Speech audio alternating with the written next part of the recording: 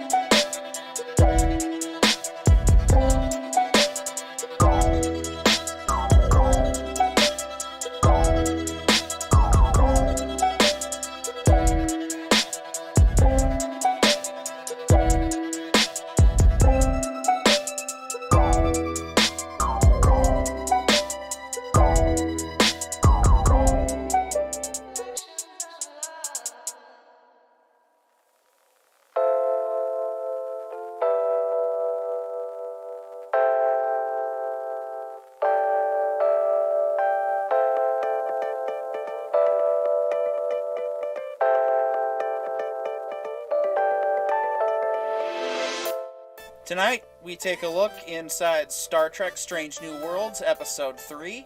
Then after that, we'll do a long deep dive discussion into the Forever War. All this coming up right now on The Writer Brothers.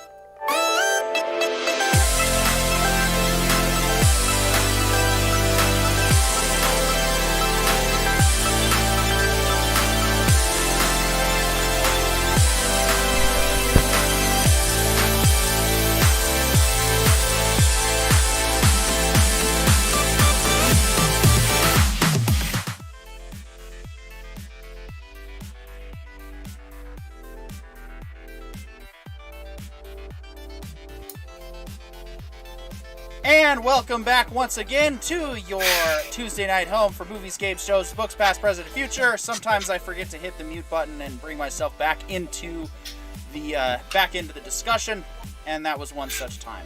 I'm joined once again by Corione, our very own witch in residence, Pollo Zapatos, aka Idiot, aka John, CC Karaoke, our resident karaoke liaison / pop culture enthusiast / I'll come back to that one. And, of course, Devil Cry 3, our resident game developer, so to speak. And semi-enthusiast when it comes to pop culture, because somebody couldn't make time for the book. But that's okay. We're going to talk about it anyway. That's alright, I've missed deadlines before. And welcome back to the channel, Shaybean. Nice to see you back here again. Welcome back. Firstly, we'll just probably go right into it, and we're going to kind of start a little bit of a new formula for our discussions here, and that is going to be starting off each section with what we did not like. And so, Corione, you seem to be expressive about what you did not like in Strange New Worlds Episode 3, so why don't you go ahead and start off the discussion today? Yeah, so it was an interesting episode, I will say that. The major issues that I had with it, though, is we get into some very, very heavy canon violations here. Under normal circumstances in universe, the rules about eugenics, about genetic engineering, only applied to humans. Other species were allowed. This was established in Star Trek Enterprise. that humanity and the Federation in large didn't have a problem with other non-human species engaging in genetic engineering, provided it didn't cause additional conflict in the species. So, for example, the Denobulans, which we had a point of view character in Dr. Phlox, was genetically engineered, but it wasn't considered a big deal because they'd been doing it for so long. Like they had done it so long ago in their past, it didn't matter anymore. Now we have an episode where suddenly it is a huge deal, that the whole premise of this episode is they had to try to remove their genetic enhancements in order to be accepted into the Federation, and that just doesn't make a lot of sense from how the Federation is supposed to work. So that kind of rubbed me the wrong way. We have another example of a character whose room is gargantuan. I've never seen a first officer get a room that big. I'm starting to think I need to apply to work on this ship because it's bigger than my house. Conversely, though, you have Lahura, who's sleeping in what looks like the room under the cupboard under the stairs. So, which is a lot like the rack I had to sleep on my ship. Right, and I mean, you would think that you'd be at least a little more equal and reasonable in the distribution of space on the ship, but this just seems a little out of control, in my opinion. I did think that the inclusion of the plasma beings here as people that kind of ran in was a little weird, especially because when you start doing the actual our understanding of physics and everything else is you wouldn't be able to encode a virus onto light, and that's what they kind of went with. It's so far beyond what we understand. I'd be willing to give them one piece of hand wavium here, but the canon violations were just a bridge too far for me on this one. So just to reiterate, the violations that you did not like were the so I'm putting a link for one of our viewers in the chat if they want to listen to the book. Oops, that is not what I wanted. Dang it. Sorry. Actually, John, if you don't mind taking care of the link for the audiobook for Shay being in there in case they want to listen to it. So the canon violation that you didn't like was the genetic augment thing. Yeah, so the way they've just dealt with augmentation and whatnot versus how it's always been handled in Star Trek, right? I mean, this idea that number one is also genetically engineered is right on is copying almost whole cloth from Bashir's character from Deep Space Nine. The fact that we've had people serving on ships before, it's starting to become almost a trope in and of itself that one person on the ship is a secret augment or something. Like, it's starting to become more than a little much. Yeah, and I'll just segue into really quick what I didn't like about the episode was I did feel overall it just packed on too much. And by the way, Shay Bean, Pollo Zapatos just put the link in the chat. I'm going to say that backwards more times than I'm comfortable admitting. For the audiobook version of Forever War, which is what most of us use to listen to, because personally I like audiobooks more than reading. For myself, it's easier for me to pay attention to the story, especially if it's good. And we'll get more into that at the second half of the show. Regarding what I didn't like, I think we did pack on a bit too much. I personally don't mind the retcon a whole lot. I think it's you're talking about a character that wasn't super well established to begin with, and they're obviously they decided to utilize that to tell their story. I think the overall feel and atmosphere of the episode was still good, and overall, to me, it gets a pass, but it's definitely not perfect, and I think that we can still try to move forward from this into more original ideas, into better stories. But we can get more into that. Chris, why don't you tell us what you didn't like about this episode? Sure. Well, just in general with this show, I've had to watch it kind of convincing my brain that it's a whole new cast of characters on a whole new starship. And the reason I say that is because if I don't do it, then I'm constantly having to think about and scrutinize the canon conflicts that were just mentioned, and it just completely, frankly, it overwhelms me because there are so many, and that can be spoken to across all 3 episodes. I mean, they started it right in the first episode with the Gorn, and they continued it, as mentioned here in the 3rd episode. It really feels like there's this weird conflict going on where they really want to do their own thing with a whole new concept and ideas, which isn't necessarily bad, because there are things I've liked and there's things I've disliked. But yet they're using this established character set with these established rules, which they're kind of not caring to follow very well, because they kind of just also want to do their own thing. So I think that came into play for me again with this episode. Going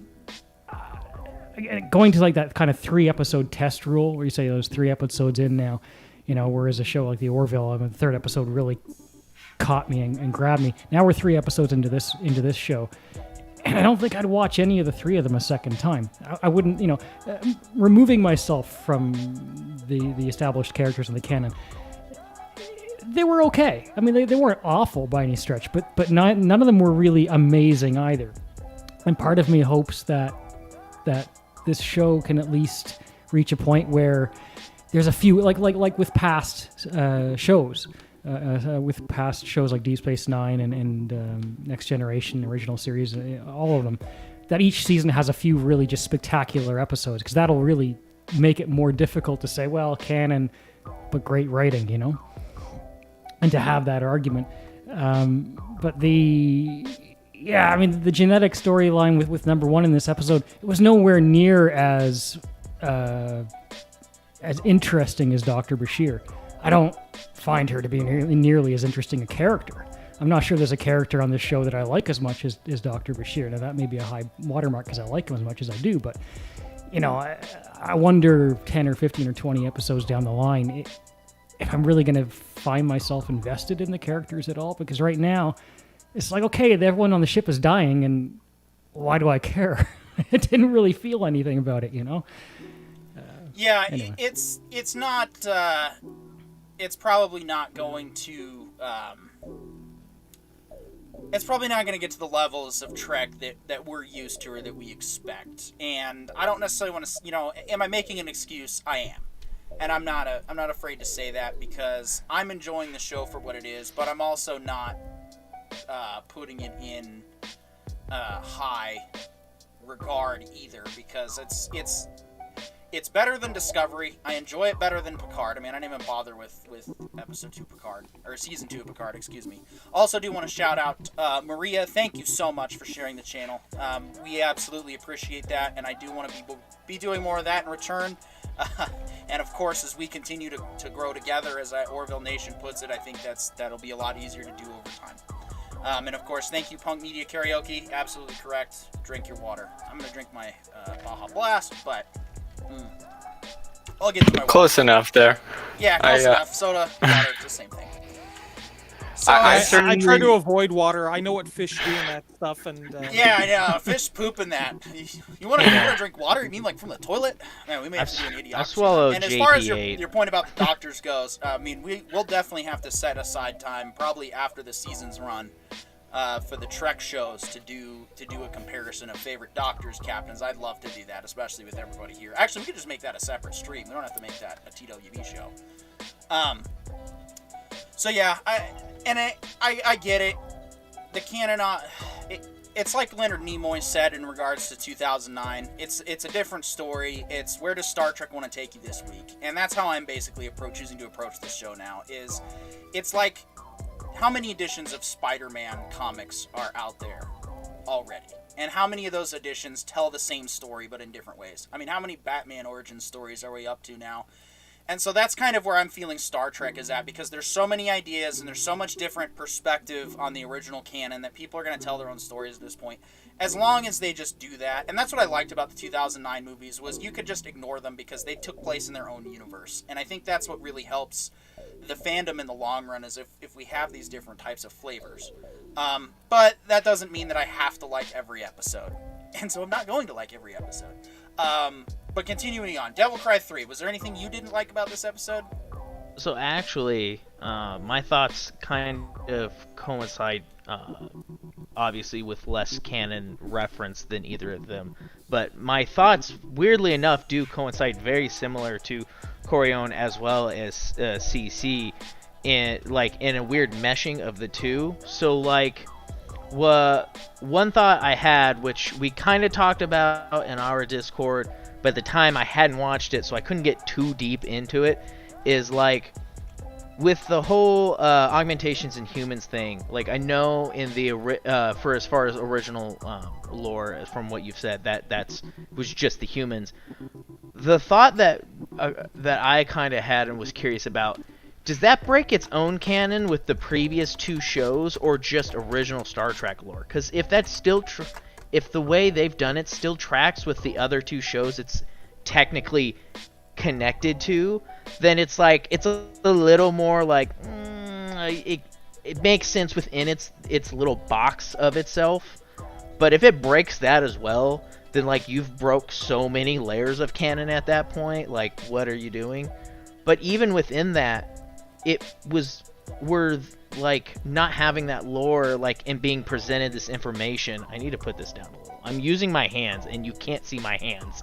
I'm doing this stuff and you can't see anything. It's like a conversation on the phone, and when you're doing those mannerisms and you look yep, at yourself, you're doing you're this, man, I'm an idiot. And no one sees what you're doing. So exactly. They start off the episode presenting that information, and then later on it's revealed that the first mate, which I agree with you, as far as characters are concerned, she's all right.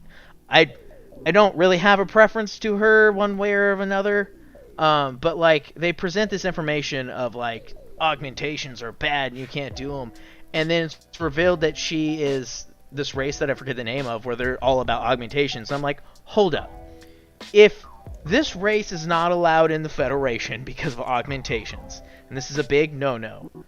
Okay, I was in the military. I know at least a couple, most of us here were. The level of physicals you go through and the screening you go to, you're not going to convince me. That's what broke it for me. I was you're going to convince me that this woman full of augmentations made it onto the ship when they're the not show even allowed even as part of the Federation? That Starfleet knew she was an Illyrian exactly. because she pulled up her childhood photo of them scanning her as an Illyrian. It doesn't make sense that who did she trick? Yeah, I'm you paid someone off. I was at least give me this little nugget that I can use. For it. She's I shouldn't have snuck onto this ship, and it's dude, that was the moment where I'm even if I don't know the canon, and I'm following your canon, this is a problem. It's one thing when a spy of the same race manages to sneak in, because that's documentation, accents, all that kind of jazz. There's ways to get around that. You fundamentally have a different process within your body. That is super noticeable. What have we done here? And then on the same note, I think it was CC who was saying this. It's this thing where it's I'm enjoying the show. I don't even from a person who doesn't have a ton of Star Trek knowledge. I enjoy the show, sure. Can I watch it? Sure. Will I ever watch it again? No. I'll never watch the first 3 episodes again. I'll probably watch through the season. I'll remember most of it. That's worth remembering. And that'll be it. When all these characters were about to die, all I could think about is, okay, but what about this character you introduced in this episode? How is he relevant? And he's not. They introduced someone early on as a throwaway character, and he means nothing. And I'm that's the only thing I was thinking about. I was all right, but where are we going with this guy? When the crazy stuff started to happen, I didn't even think it'd be the smart dude on the ship. I just assumed it was going to be him because he had been introduced early on. It was Chekhov's gun, and they didn't use it. And I was okay, so you just gave me this character. You gave him a name. I don't have any connection to him. You've now not utilized him. You have this bay full of people I might know a handful of names of. The 2 main characters that people are going to be worried about are on the planet, not even dealing with this disease, but by logic, they should also be dealing with this disease, but they're not. They get saved by the plasma people. Most interesting part, hands down, the most interesting part is them being like, "Oh, we're boned," and then the glass breaks and they're saved, and they're both like, "Yeah, so that was weird, right?" I take that back. Most interesting part is when they're like, "We figured out what happened here, I think," and then a cylinder goes bloop. All right, that was the most interesting part of the entire episode, was the mysterious cylinder pop out. Like, even as a person with little Star Trek knowledge, I was like, it was all right, but it's still, I mean, it wasn't that good either. Like, it was just kind of like, sure, it's fun. It's an entertaining sci-fi show. That's it. Like, and Orville Nation in the chat says, I have a real problem with the last two media staff or medical staffers putting themselves to sleep. In my opinion, McCoy, Crusher, Phlox would have never done that. It makes no sense. Yes, it does to an extent though, because they're also about to start losing their minds and going after. Like, look what happened when they left the genius dude unchecked running around the ship. He literally almost destroyed the ship in space. Then everyone was gonna definitely be dead. Like, also Punk Media Karaoke has subscribed to the channel for more discussion. Thank you so much, Punk Media Karaoke. Thanks for being here. And yes, everyone, if you don't mind sharing, if you like what we see, please feel free to give us a like, a subscribe, and please blast this everywhere. We're interested in having long discussions about this. We may fire up some more streams in the future to have more elaborate and probably more inclusive fan discussion as we grow.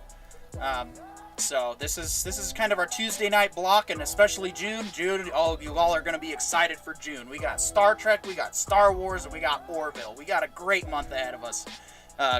Starting next week, so I'm looking forward to it. Our show's just going to continue to get better, and you guys that come here and watch and provide your whether you provide contributions in the chat or even engage in your own discussion, that's great. We love having everybody here. We love seeing the nerd talk. That's why we do this. And welcome back, Shay Bean and Sam R. Remotely entertaining shows, but it is Steno. I don't quite understand in what you mean. War Starter 30, welcome to the show. Welcome to the discussion. That's Star Trek in name only, of course. And that's, War Starter like is Devil Cry. As Strange New Worlds is nowhere near the original series or the, it's definitely, the first couple episodes, I would argue, are better than some of the worst of the TOS and TNG era episodes. But it's got a long way to go to really try and see if I'm going to stick around to the next season. I like it right now, but we'll see how it goes. Yeah, I will say I really enjoyed I guess it's like a C plot of the Doctor's daughter. Oh, yeah. Like, that was actually the one thing that really I forgot about that. That was a nice little nugget of like invested. See, I felt that that should have been revealed in next week's episode, or in this week's episode. Personally, I think it was just adding on too much by that point. That it was like, of course, this once again the USS Therapy Prize taking on everybody who's got a sad backstory and all this stuff, and it's like, at this point, I just want a spoiled rich ensign just to add to the variety here, just to show us one person who's normal, boring, and doesn't have a tragic backstory, so that there's at least one person on the ship that we can relate to. Okay. I've had tragic stuff happen in my life. Don't get me wrong. I can definitely relate to every single tragedy on this ship at this point. However, I don't want to. I want to escape. This early.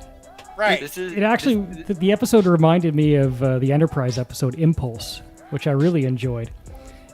And it's going to be inevitable when you're reusing certain plot lines, like the virus hits ship. But it kind of felt like it was the poor man's version of a better done version of the same plot, such as Impulse, which I quite enjoyed. Yeah, and so it is what it is. John, any thoughts on what you did not like about episode 3 of Strange New Worlds? Yeah, for me, like, the big things I didn't really enjoy were mostly just it's so fast. Like, I feel like a lot of these shows are under the impression that they're gonna be 100% beloved right out the gate, despite, like, all of the evidence to the contrary. And the way the writing is going is just like, you already love the characters, let's skip ahead a couple weeks. And it's like, no, we don't know any of your characters. You just wrote all new ones. You replaced known entities, and now you're trying to give them backstory. and we're here to hope for the best, but prepared for the worst, because we've seen Picard, we've seen Discovery, and to me that just seems like they're not paying attention to the reality that they have failed. Like, they're just not accepting it. They're 100% ignoring that everybody hated their last two shows, that the majority of their view counts were dramatically reduced in comparison to even, I bet you, people going back and watching reruns on Paramount Plus are higher by a long shot than Discovery or Picard.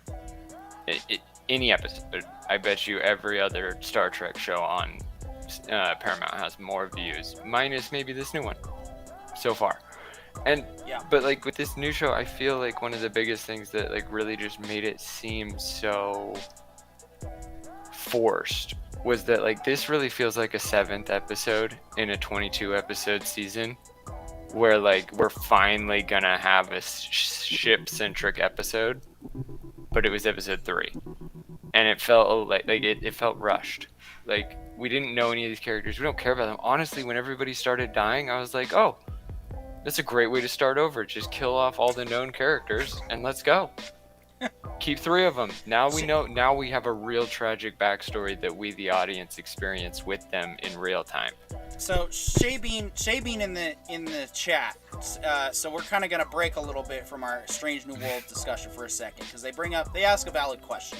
As a person who has no Trek knowledge, why did people dislike Picard? I thought Sir Patrick Stewart was generally loved. Looks like Orville Nation and Sam R have responded. I'll actually read the responses real quick. Oh no, wait. Okay, they haven't responded to that question, so I'm just gonna leave those be for a second.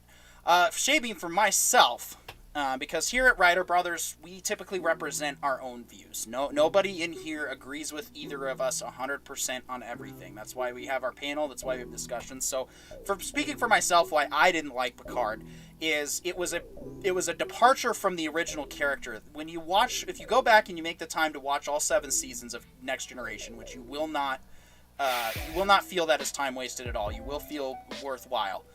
You're going to see a huge difference between that Picard and even the Picard in the Next Generation films. Generations, Insurrection, First Contact, and Nemesis. The Picard we see even in the movies, while that was also a departure from the show, is not this shell of a person that we see in the Picard TV series from Paramount or from CBS, whatever. The Kurtzman Picard is what we'll call him. That character is not anything like the original character, because instead of going back to the original source material, they basically let Patrick Stewart make the character into himself. And while Patrick Stewart is appreciated and respected as an actor, in real life he's a bit of a weirdo. And I don't necessarily mean that in a bad way. He's just very... he can be very egotistical, and he can be very self-centered, and that's his business. I'm not trying to knock the guy particularly. It's just, there's a reason that actors don't typically get involved with the writing or with directing when it comes to these types of productions, and that's because they don't understand the character that they played. They can put on the face, they can become the character, they can give us what we see, but it doesn't resonate with them the same way that it resonates with us fans. We don't see Patrick Stewart as Captain Picard. We see Captain Picard first, portrayed by Patrick Stewart. And so that's the problem that I had with Picard, is by the end of season 1, we were just off the deep end with everything sci-fi. Nothing made any sense. And I just didn't bother with season 2 because I didn't care. I was disinterested in all the new characters that they had introduced and tried to force me to like. And that's really what I hated about Picard, was it forces you to try to like these characters. And so that's my issue. But if we want to go around the room real quick and state what we did not like about Picard, Corion, go right ahead. Well, I think you've basically hit the nail on the head that Patrick Stewart should never be allowed to actually write Picard, or for that matter, direct Picard, if you guys see Star Trek Nemesis.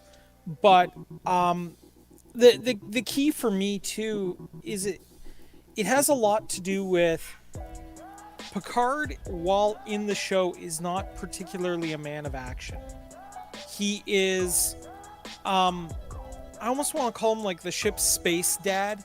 Like, he's the kind of guy you would go to when something goes really, screwed up, and he sits you down and he goes, okay, we're gonna fix this. This is how it gets fixed. You guys go do this, you guys go do that. I will give, the important speech to clear all this up, and then we're done. This Picard, like that Picard, the TNG Picard, would never associate with really unsavory individuals. The other characters that he is running into in his own series, these are people he would never associate with. Because these are people that are so broken and so flawed and have no hope of becoming something better. And it feels like he's dragged down to that level, as opposed to lifting things up, which is what Picard was always about, was building that up. That it feels really alien to the character, and it feels really alien to the previous 7 years. And I think if you're going to have a massive departure like that, name the character differently, right? Like, tell a different story, because this, it doesn't feel like Picard. It feels like what I would expect of like some broken lieutenant that retired early and didn't see the point of his service or something. Basically, it's a show based on the Picard in the episode Tapestry. Is what we see. Shay Bean in the chat says, that's funny because my general impression I got from any commercials I saw for Star Trek was Picard just sitting in a chair smirking. Well, here's the thing about that, Shay Bean. We didn't even get that. So... And here's another point to that, Shay Bean, is because the Picard that's smirking in the chair is this 100% tried and true gentleman, the honorable hero. He knows right from wrong every of the time, even when it's an abstract simulation malfunction that makes him fall in love with an actual, like a simulated person, because he goes into a long journey and stuff like that. And that Picard he's whole. He's a man's man, and he knows what that means to him. And he knows what Starfleet stands for. He knows what Starfleet always stood for. He knows what it stands for in his heart. And then he also knows what it stands for to each of his crew members. In this new show, we're watching a 96-year-old Sir Patrick Stewart go through a 25-year-old's journey. Like, he's suddenly having his midlife crisis at the very end of his life. It's like, suddenly, like, the show is trying to tell us that his world is unraveling, and he just never saw it coming. But at 96 years old, I don't think any person could actually handle that. Especially the amount of space travel he's attempting to do every day. And it's not even just 96-year-old, like, Sir Patrick Stewart. It's 96-year-old Picard. Like, it's the oldest Picard we've ever seen. And somehow he acts like the most teenage Picard we've ever seen. And fortunately, we don't have to blame Sir Patrick Stewart for any of the writing, because he has 0 credits. He didn't get any credit. No, they probably didn't give him credit, but no, they definitely.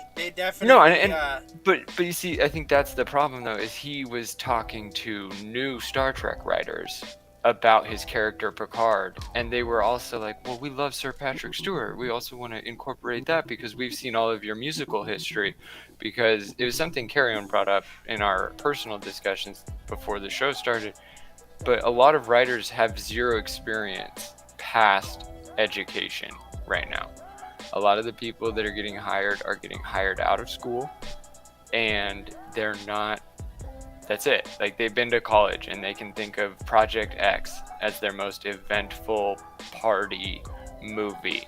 But they have no experience being an old man. No, you don't have experience. You don't understand, okay? I just graduated and I had to deal with one person on the internet disagreeing with me.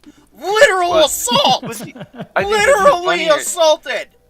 I think that's the funny thing, is a lot of the people complain about people, like, talking about them on the internet, but, like, I'm really confused, because a lot of these people are technically my peer group as far as age and experience goes, and, like, I'm pretty sure the people that are writing these stories should be more than equipped for the internet hate, because if it's anything like it was when I was in high school, you can get used to it. You can get over it real fast. What I have a problem with, as far as like blaming Picard for the writing, is like, no, like Patrick Stewart wasn't paid to write. He wasn't These writers paid to write, were. but it is. They were given dollar bills and they wasted them.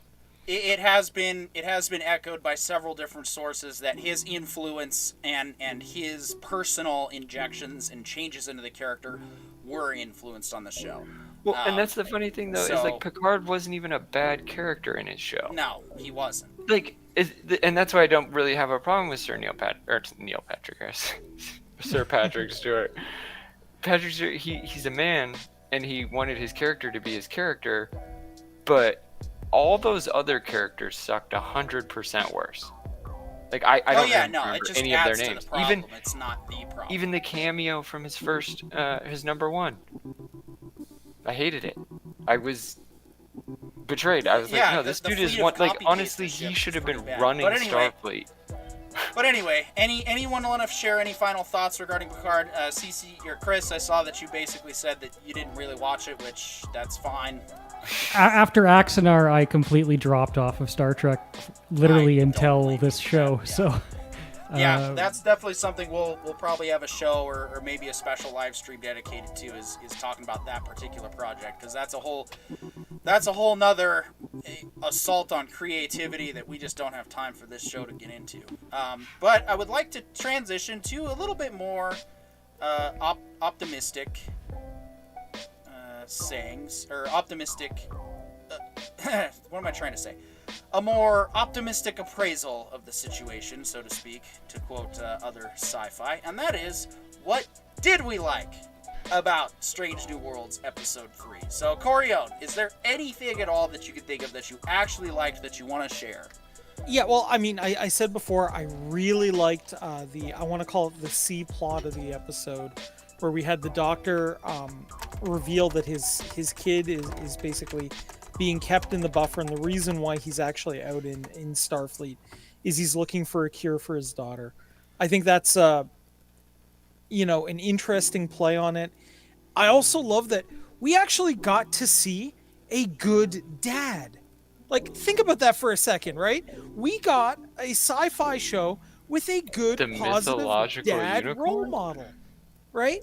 I mean, here he is. He's reading to his kid. He's being a father as best he can in the environment that he's got. And you know what? I friggin' love that.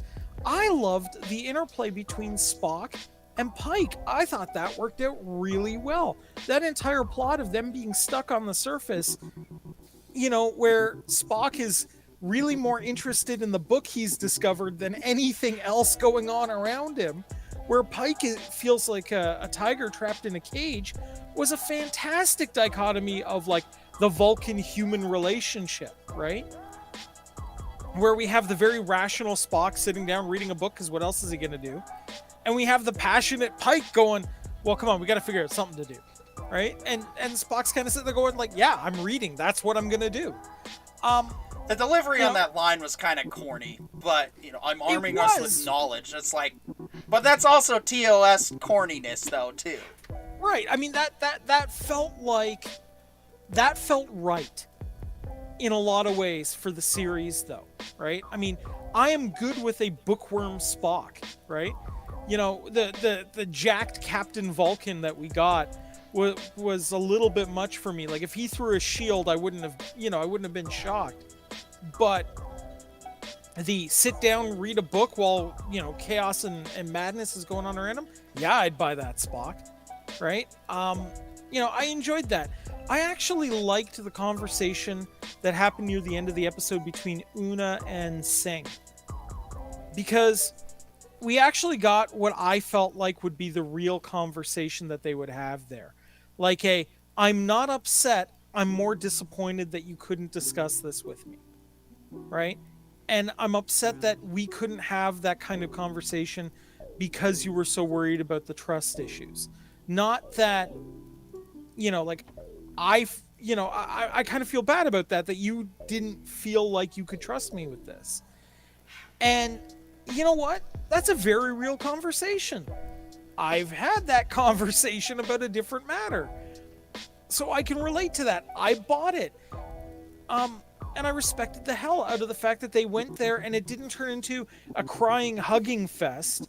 It was a legitimate conversation where they were sitting down, eating some fruit, and just having the kind of conversation you would expect to have in a kitchen when you're dealing with a bunch of crazy stuff in a home. So I enjoyed that. I mean, those were the big points for me. I mean, anytime we get the Andorian on the ship doing crazy stuff is always a win for me. Because he's just... Oh, honestly, I will watch the show just for Hemmer right now. Yeah, I mean, honestly, I could just, like, listen to him be a sarcastic, like, jerk all day, every day. Exactly. And real quick, Orville Nation in the chat makes note. Kate Mulgrew is said to have put her foot down, did not want to F up her legacy in Prodigy like Patrick Stewart was doing. Yes, and she's actually doing a very good job of that because she's actually been starring as Admiral Janeway in Star Trek Online, as well as her mirror counterpart, Marshall Janeway.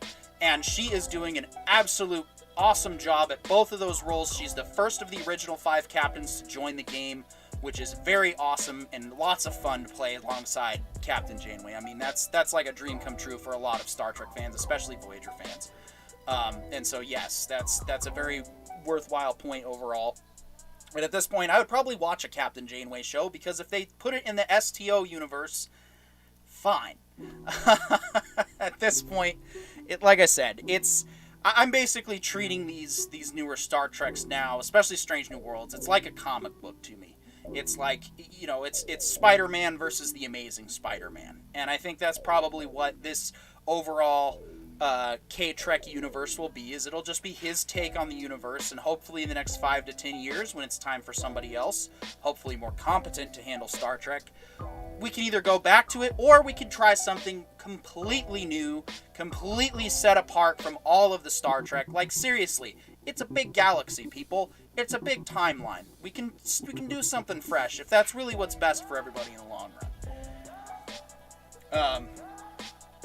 Greek Flag, it's a very, very bad comic book. Yes, it most definitely can. I agree, the Discovery issues and the Picard issues were pretty bad. Moving on. Chris, what did you think of... what did you like about Strange New Worlds? Episode 3. I'll start by saying I think Corian hit on all of the writing parts that stuck out to me the most as being the better parts of the writing in this episode. But I've enjoyed the production. I think the production values have been really, really great, and especially when I was watching this episode. In fact, the first thing I wrote down prior to the opening credits is like, that's a great opening sequence. At least so far, that captured me. And I loved the cinematography in this episode, especially over the first 2. And it made me have to turn around and say, okay, who did the camera work on this one? I liked all the framing, how how Una's in that one scene, she's standing in front of the screen, and it's kind of like it's framing her head around. Like there's just a lot of thought about the composition of the shots. And I wish that could match up to some of the other stuff, but I thought episode 1 and 2 were pretty good so far, but yeah, and I think overall that's been really, really strong. It's like even if there can be comments made about whether the ship makes sense, whether it should literally be filmed in Ticonderoga, or whether it's fine as it is, or whether the hallways or the rooms are too big, whether there should be a fireplace, or whether it's holographic, and all those questions. It's still slick design. If I can remove myself from it being the Enterprise, and I've really... I saw this comment elsewhere, and I remember that because I agree. When I watched the episode, I was like, hey, they're doing that old commercial break tag where the music swells, and there's that cliffhanger moment, and then you go to commercial. And I know sometimes the shows that go out of their way to completely erase that, so when you're watching it on streaming without commercials, it's like I have no idea where the commercials are, because they just seamlessly cut, right? And I kind of appreciated that old school kind of commercial break format as well. Yeah, I like having that as well. Oh, by the way, Corion, I was going to also say to follow up your point about Dr. Mbenga being a strong fatherly character. Again, while I do think it was packing on a bunch of that episode, that is a very valid point, and so I think now, with that in mind, I am excited to see the series go forward, especially with that character as well. So I think that's a very good point. You're right. It's nice and refreshing to see a strong dad lead for once that's a part of the crew. And that's something that we kind of really haven't seen a lot in any Star Trek series, now that I think about it. Since Cisco. Right, exactly. We saw that with Cisco, but there was also kind of that expectation of that, though, at the same time, because he's also the commander. So, of course, he's probably going to be a good dad by default, and he more or less was. He had it figured out. He balanced duty with being a dad, and he did a very good job of it. Now we're going to see a character that doesn't quite have those same responsibilities, but those responsibilities are more in the backdrop, where he's the chief medical officer aboard the flagship, but the expectation isn't going to be as much for him as it would be for somebody like Cisco or anybody in that position. But yes, it is refreshing to have a strong father character on the crew. Let's see, Greek flag with Nate Knows 1973 says the ship is all wrong and way too big, and they still only have 300 crew members. Strange New World Enterprise looks like it was built by Doctor Who because it is bigger on the inside. Personally, I like the design. It's a different take. It's definitely a better true to form style than the Abrams design was. But I'm also just a ship guy in general. You point a Camaro of any year in front of me, even the Catfish years, if it's done right, I'll enjoy it. So that's also where my love for the ship kind of comes from, is I can appreciate a different take on a classic car. But at the same time, I can also understand and respect the perspective of wanting it true to form to the original series, 450 crew battleship that it more or less was. Well, I mean, I will add in, right? Look, I can appreciate updating the existing stuff, right? I mean, like, let's be honest. The 60s ship, even when they did it in Trials and Tribulations, looked really dated, right? So I have no problem going, this is probably similar to what Gene would have done had he had the technology and budget to do it. So that's the uniforms forgivable look in very my sharp book. too. Yeah. Oh, sorry, I didn't mean to cut you off. Oh, no, it's forgivable in my book. My only issue is the logical parts of it where, the captain seems to have, like, geez. I'm waiting to see that he's got a loft as well in his cabin here, right? I mean, it's getting to, like, it's a little ridiculous. I don't see why you'd have such high ceilings, as an example, right? Yeah. That is definitely, I think that you can easily point that to simply being from a cinematography perspective. It's a lot easier to shoot in bigger halls than it is. And that was actually, funnily enough, an issue with Star Trek Online because of the camera perspectives. That's why the original interiors looked so ginormous, was because they couldn't figure out the field of view and whatnot. Now, obviously, it looks a lot better and it's more closer to scale. And then Orville Nation says, I like the opening intro. Yes, I love it. I think it's better than I'd put it up there, probably above Voyager and even DS9. It's a very good Star Trek intro, a good sort of modern remix of the original theme while also standing out on its own. I've watched the intro a few times outside of the show because I like it, and sometimes I like to hype myself up to play STO by watching it. The little theremin piece at the end there is just, it's the perfect little kiss at the end of the opening. Yep. Brandon, what did you like about episode 3? Right. So, I mean, as said before, Corion and CC both cover pretty well, though I have a couple little tidbits of, I agree, like, my favorite part over, a period of time was definitely the section with Pike and Spock down on the planet. Though, to be fair, in the beginning portion of the episode, I thought that's where our main source of conflict was going to be.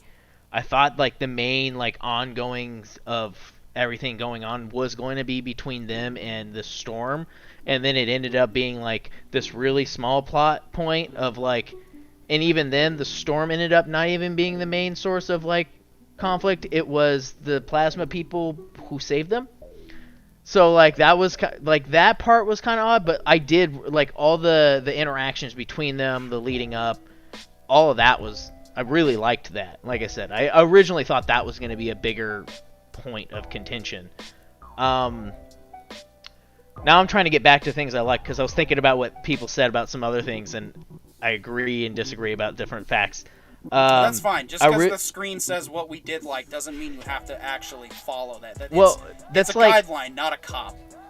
Yeah, fair enough. Well, it's like when talking about like spacing and stuff, there are things I kind of agree with Corey on, where it's like there are things about some of the spacing where it's like, all right, I get behind that. Like I can let, especially with, you know, sci-fi and ships and whatever, like sure, some stuff definitely, like the main deck area there, the bridge, that's the word I was looking for. My brain, I hate it. I don't mind how large the bridge is, but then I do agree when you go to Pike's room, like his room is, I was thinking about that because it got brought up last time how big his room was when I was watching, and I was like, his room is pretty big. His room is really big. his room, you could fit a car or two inside of his room. That's a big room. Like, yeah. I didn't realize until I was really thinking about it, I was like, man, that's a lot of space for a dude. I mean, a woman, whatever, but just a single person, that's a lot of room. And then with the chief medical doctor, I liked that subplot, though when he walked over and it revealed his daughter, I had some weird mixed feelings, because he gives this story so he has this really nice dad moment with her, which is nice, and I agree with you. The dad the like secret dad character willing to do whatever he needs to, right? And he reads her story and stuff. But after the conversation he has, and he talks about watching your child degrade over time, when I realized they were going to reveal his daughter and she looked perfectly fine, I had one of two thoughts. One, you either completely just messed up your own plot point, or two, there is more going on, and I really kind of want it to be that, because that works better than just like, oh yeah, we talked about how she has cancer and she's been degrading, but looks of perfect health. Like, that does not, it just doesn't make sense. I've like, cancer doesn't totally wreck every single person. I've seen people who looked relatively fine before. Well, but typically, hold on. Now, this is like super uncurable space cancer. Now, let's just keep that in perspective. That's kind of where it's headed. Like, cancer. He lays that on real thick, and she, top dollar. She's in better health than I am, and that it just, I was like, there has to be more here. Like I was like, I'm hoping he was lying to her at this point, like, because that, you're not selling to me that she has cancer. Like, obviously that would be really sad, but that's the point. That's the point of the story point of, if your character has a daughter who has cancer, it's supposed to be this awful thing. Like, you're not going to sell me it unless you sell that it's awful. And so, like, I'm definitely I'm leaning into the fact that, like, he just sold her a story and something else is going on. But throughout the episode, I really liked the, like, you're hiding something and it's super apparent. Like, you're definitely hiding something and you don't want it found. And I was like, what's it going to be? Like, I was actually excited for that. And then I do agree, I forget his name, but the main, the genius dude, that's the only thing I ever refer to him because I cannot remember his name. Hammer. Hammer's hilarious. Hammer, Pike, and Spock are the three characters I genuinely care about on this ship. They are the most entertaining. Spock is, you know, Spock with this very dry, but, like, it works with a lot how, you know, personalities and all that. And then Hammer's just like, dude, some of the stuff he says to people is wild. Like, you realize it's gonna take all night, right? Yeah, cool. Like, it's like, I'll do that then. So Sam R in the chat says the dining area could have been an officer's wardroom, old Navy tradition. I believe it was Captain Pike's quarters, but Yeah. they might get some forgiveness from me if they are multi-purposing certain rooms. So if he just uses his room as the officer's mess, I could see that working, because if he's hosting breakfast, that makes sense. Or if he just says eat in your quarters, then that could definitely be. So we'll see how that goes. My theory still is holding up about Spock and the Vulcans only act more emotional when humans or other species aren't around, and we'll see if that plays out. Oh, what'd you have, Brandon? I did have mixed thoughts about the medbay for a couple different reasons. Like, one, it seems like the medbay size changes every time we turn around to fit whatever scene is going on. Like, there's only one point I actually recall seeing them move into a different room, and that was when she's talking to him and they move into like his office area. That's the only time they actually make a room change. Otherwise, it does seem like every time we are turning around, that medbay is sized to fit. It goes from tiny to ginormous. Like, there's the one shot where it's like suddenly it's 2 floors high. Yeah, right? everyone's in there. They did use kind of a dialogue one-off with that. Said, we had to open the auxiliary med bay or whatever, and it's like, what is that even? So there's a space on the ship that isn't used all the time that makes another room bigger but serves no other purpose. Geek Flag says... Is it funny? What? Sorry, go ahead. Go ahead. Geek Flag says, why couldn't J.J. Abrams, Alex Kurtzman, and Bad Robot just make Star Trek after Voyager? Why all this rewriting history? Star Trek is about the future, so let's go forward. I 100,000% agree with you. While I do like some of this stuff that's come out of it, or particularly while I am enjoying Strange New Worlds and Anson Mount is killing it as Pike, yes, I would have rather they just continue the timeline from after Nemesis on. I think Orville Nation says, knowing the writers, to me it felt like Pike and Spock are kind of sidelined in this episode instead of their absence being a natural part of the story. Yes, and that's probably one thing that I would say I liked about it, was it did give in the third episode, it did show that the other characters can stand on their own. I thought that number one did a good job. I thought that Hemmer obviously goes without saying. And again, we got some character development for Mbenga, which was I was impressed with the misdirection when they did the lighting effect. Like, I thought, oh no, he's one of them, and then of course it turns out no, it's nothing to do with it at all. Actually, I've got a good writer reason why they had to get Spock at least off the ship during this virus. Because Spock is a physical powerhouse, even from OG Trek. Like, he literally crushes a computer with just his bare hands, or just single bare hand at one point. There is no way anybody could have stopped him from deciding to, like, beam up a part of the sun. Or override a warp core because he just wants more light. There's nothing anyone could have done on that ship. They just kind of would have been like, well, I guess we're dead then. So they had to get him off the ship in order to be able to do this story. Yeah, but that doesn't fix the logic of why didn't they get sick? They're on the planet the disease came from. That still doesn't... That part never... Like, I was like, but if that came from the planet, and they're talking about how everyone gets sick on the planet... Yeah. Is your only logic that there was no lights? Episode 3 in the chat, by all means, and I'll try to read everyone, but I'm just going to put mine out there, C- passable overall. Not super great, but not terrible to the point where I wouldn't watch it or wouldn't recommend it yet. Anyone else? My opinion of the episode is it's definitely closer to a C or a D, especially in terms of where it belongs in the season. It does feel like a later episode that, like, maybe if we hadn't seen Dr. Mbenga for a few episodes really play or flex his character, it would have been nice to finally get to know him. But instead, it's like, we just got to know Pike. We barely even got to meet number one. We just met Uhura. Now we're meeting number one, the doctor, the nurse. And then we're just going through this, like, harsh list. And when it comes to, like, Spock and Pike being sent down to the planet and getting stuck there, like, the only thing that the show did to explain why they didn't get sick was that the sickness had to do with a combination of the ion storm, the transporter, and that, like, part of the ion storm is created by the sickness mixed with the ion storm. It obviously doesn't make sense, which is why nobody remembered it. But there was a couple like lines in there that described something with the storm interfering with the transporter. Then the transporter didn't have enough power. Then it did have enough power. They got on board. Everybody's sick. Then it magically travels light, and yet somehow it's also one of the slowest progressing communicable diseases in history. Like everybody should have been sick the moment they beamed on board if it was a light-borne illness, because there's lights all around the ship. And then the whole part about, all right, we're going to turn all the lights off, and they didn't.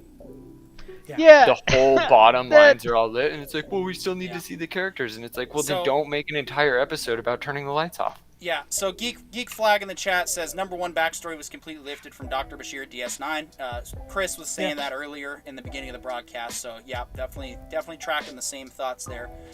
Sam R says C- passable, and Geek Flag gives it a D-, and so that's the input from our audience. Anyone else have a different grade to offer real quick before we transition to our next segment? I'd agree with the C-, but there'd be a little note in red pen beside it saying, I know you can do better. That's exactly right. Yeah, I'm only passing because I care. Well, see, I just want to add one more thing about people being mad at Spock. For the first time, human standards have caught up to Vulcan logic standards of maintaining a healthy, well-balanced diet. And this is the first Spock that actually looks like he could break a computer by pressing it down. Yeah. Like, the jackedness comes with healthy eating. You don't get jacked on accident. You have to be logically and Orville Nation says reasoning. a D, and Maria says, explaining, what do we need that for, PJ? And you know what, you're right, Maria. I mean, Michael Bay can tell a story with just explosions, okay? We don't need a plot. We don't need a script. Money. We just need action, and message, and that's it. And I that's would consume product. Don't ask questions. And if you ask questions, you're an insert buzzword of the week here. Well, I would rewatch the entirety of Transformers more times than I would probably rewatch this one. This particular episode I might skip on rewatches, but I still like episode 1, and episode 2 was fine, and episode 3 is, you know what, we'll see what episode 4 brings, and the rest of it, and we got 6 more episodes to hopefully either enjoy or take apart. But with that, we have to transit to our final book for the foreseeable future, at least until July 19th. Sadly, because June is just packed. Unless Kenobi sucks, then we can squeeze in a book. This is the Forever War, and we just went through this the last week. We put a link in the chat for those who want to listen to it on your own, or if you're interested. We're not going to spoil the endings per se. We are going to hit a lot of the major points overall, but I don't think that's going to ruin the experience of either listening to this audiobook or reading it for yourselves, because, oh man, and I put our general discussion chat up there because I can't think of anything I didn't like about this that's probably just mere nitpicking. Does anybody have any, like, major did not like issues or complaints about this story? Because I sure don't. Major issues with this story? I didn't like that it ended. Like, it was the best ending I've ever gotten in a book. Like, what are your top 5 weaknesses? I only have one weakness, and that's that I don't have any weaknesses. Well, see, the thing that really, like, sent it for me was, like, this story ended perfectly. But also, I wasn't ready to be done. But I also don't want anybody to ever try and add anything. Like, I don't want anybody to try and add the next week's. I don't want anybody to try and add the first week's. I like everything about this book exactly as it is. I'm just pissed that it ended. There was one thing that bothered me at first, although I think I was also like, you know, one of those moments where it's like, okay, either the writer's on to something that's going to pay off later, or it's just a bad writing thing, but I was expecting it to pay off, if that makes sense. And that was just the total lack of explanation behind the Taurans from the start. Like, the conflict happened, and then I was like, I'm not invested in this as an enemy. I don't have, like, I'm listening to this and I have no investment on this war with the Taurans. And I was like, okay, so the writer is either going to pay this off as an idea, or the writer is just completely gaffed.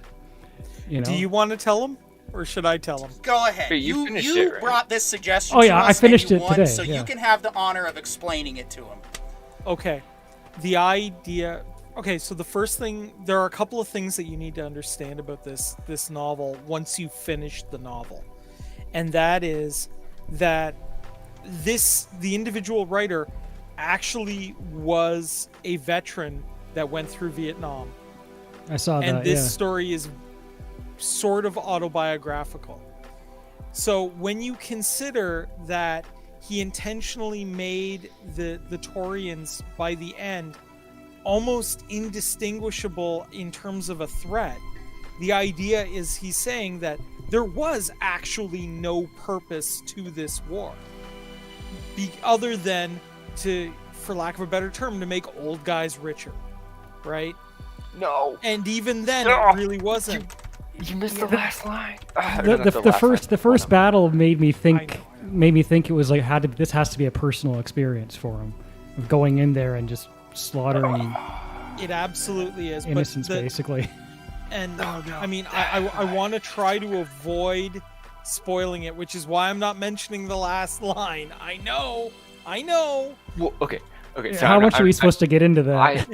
I think that the thing about the whole war that was really trying to be said, and this is my best way of doing it spoiler free, was that if we do not communicate with the other, we're either gonna fight them or be killed by them.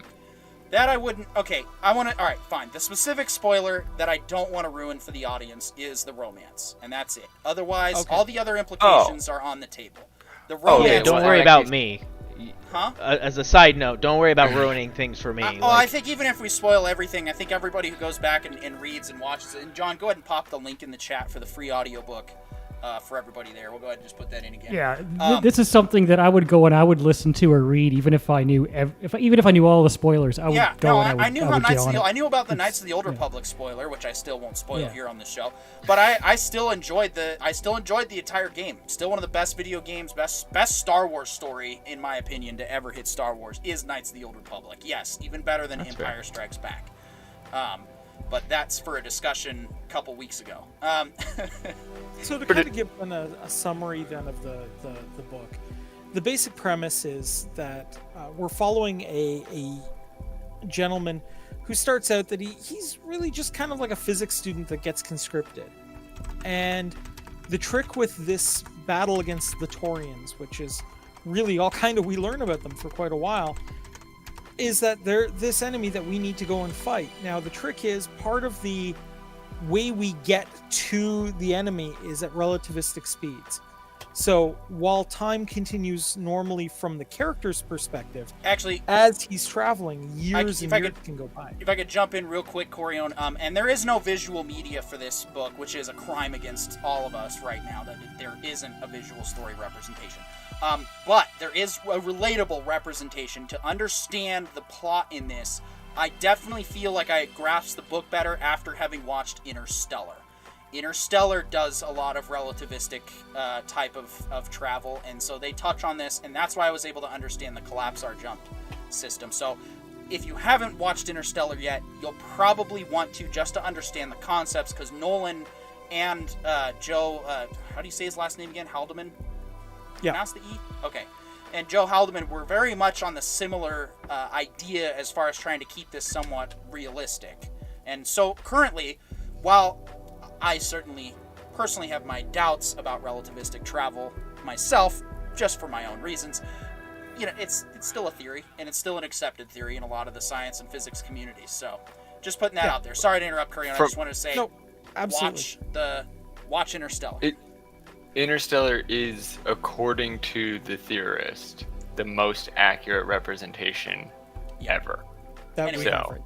Yeah. Sorry, we'll give it to you. Well, that, Corion. yeah, You know, visually you get that to we've the ever full seen. screen. So, going forward with the basic plot ideas. So, because his tour has taken him well outside of our solar system and onto other worlds, time is changing, and it's kind of leaving him behind. So, by the time he's done his first tour, ages have passed on Earth, and he has a lot of trouble reintegrating to society. So what does he do? He re-ups. He goes back out. And then when he comes back again, the world has completely changed. And as he's going, he's losing friends. He's losing the people that he was involved with, that were his friends. And as time goes on and more tours happen, we're seeing that not only is society changing, but the recruits are having to learn how to deal with these old fogies from previous centuries and actually learning their English. It would be like the equivalent of us having to learn the jargon that were used on sailing ships, right? You know, it would be so foreign to them in terms of culture and language and everything that changes. And as time's going on and war is changing in terms of how we're fighting it and what weapons we're using, and the tactics are changing and everything else, and society has completely left these guys behind. To the point where by the time his last tour is done, humanity has become a transhuman organism. And it turns out that the enemy this whole time was almost the same style of transhuman organism. And now they're completely at peace. There's never been... If they had just communicated at the beginning of this, there never would have been a problem. But now, here we are. And his home is as alien to him as the aliens he's been fighting this whole time. And him having to deal with that and having to find ways to deal with these problems. And even humanity is like, well, just in case this is an evolutionary dead end, we're going to start some colonies off, just to keep the core humanity going, just in case we ever need to do anything. So why don't you go off with them? And he's almost back at square one by the end of this. And he's left wondering what was the point, which my understanding now, again, was not a Vietnam vet, thank goodness. But that seems to have been the opinion of a lot of the vets that were coming back from this time. So in a lot of ways, this is a good microcosm of the previous generation, the generation before us, and what they were dealing with as a society. Yep, and before we continue to get into it, Geek Flag with Nate Knows, 1973. Guys, if you all have a beverage, drink to Geek Flag with Nate Knows, 1973. Thank you. Your subscription does matter. We do appreciate the support in whatever way you guys can help us out to help us grow this channel. We do want to have more streams, and Maria, if you're still watching, we may end up getting to a point where our book segments will probably just be little 30 to 40 minute blurbs on this, and then we might schedule like an actual book club stream if we want to cross streams for that, or dual promote or simulcast. However, that's just something to think about. But it looks like we're up a few more subs now from when we started today. That's been a lot this week. We are starting to hit our stride. We are starting to grow. So thank you to panelists, guys, and thank you to you guys in the chat, keeping the show, keeping the dream alive. It definitely helps. I like you guys. Good, thank you. We like you too for being here, but I'm probably going to check out your stuff later. We all try to make it a point to help support each other, because as Orville Nation likes to say, when we grow together, well, it just says when we grow together. I was trying to think of something silly to throw on that.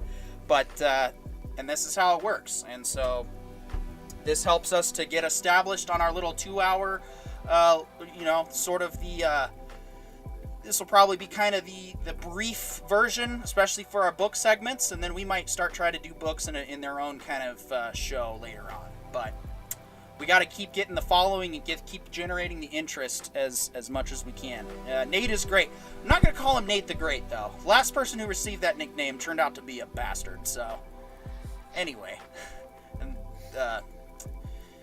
what's the show again? Ted Lasso reference, for those who know their Ted Lasso. I actually do have vet friends, or at least not necessarily. I know some of them. Unfortunately, some of them have decided to take matters into their own hands and leave this world. And others that I do know that knew of that were still alive, a lot of them felt the same way.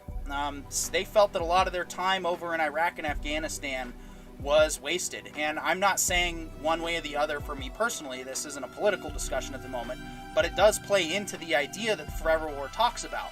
And I represent my ideas. For me personally, and all the study that I've done in the last 10 years of warfare, I'm convinced that there has not been an organic war for hundreds of years, and possibly never. But again, discussion for a more philosophical show. And I think that's what he does a great job of, depicting this story that takes place over 1,000 years, and it's only like 4 or 5 years to his lifetime, which I thought was,